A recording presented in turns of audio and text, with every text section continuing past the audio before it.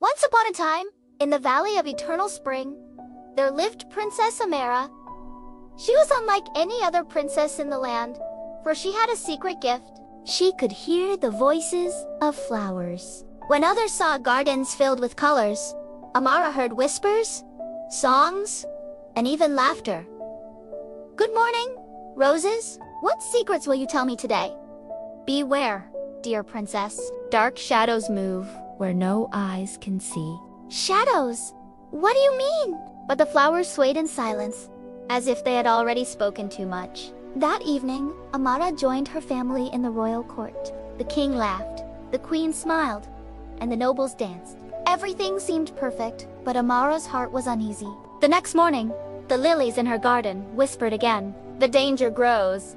Princess? Someone in the castle plots against your kingdom. Amara worried. But who? My people. My family. Surely none of them would harm us. She wanted to warn her father. But how could she? Who would believe that flowers could speak? That night, restless, Amara walked the halls. As she passed a balcony filled with jasmine vines, she paused, Jasmine whispering fast. Hurry! Princess! Danger hides behind the silver doors of the council chamber. Heart pounding, Amara crept to the chamber. Through a small crack, she saw a cloaked man, unrolling maps, speaking in a harsh whisper. Cloaked man. At dawn, when the guards change, we strike. The kingdom will be ours. Her kingdom truly was in danger. The next morning, Amara rushed to the king. Father, someone plots against us. I overheard plans in the council chamber. Amara, how would you know this? The flowers? They told me. Court nobles laughing.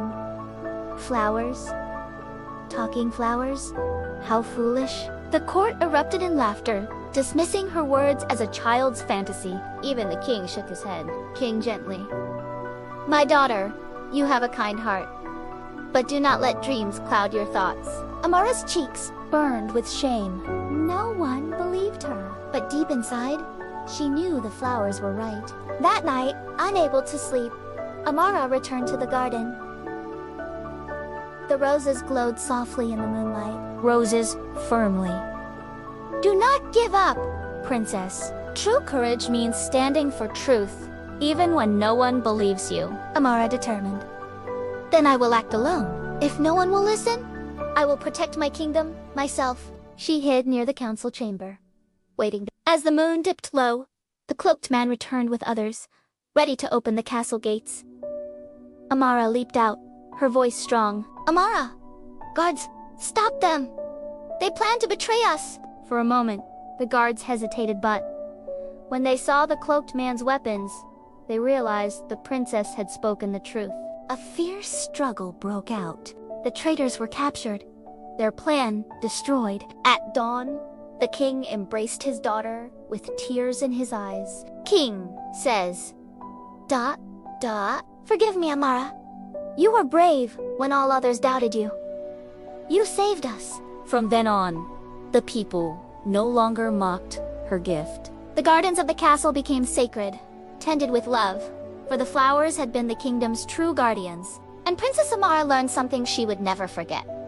True bravery is standing firm in what is right even when no one believes you. And so, the princess who spoke to flowers became a legend. Her story carried on the wind like the fragrance of roses.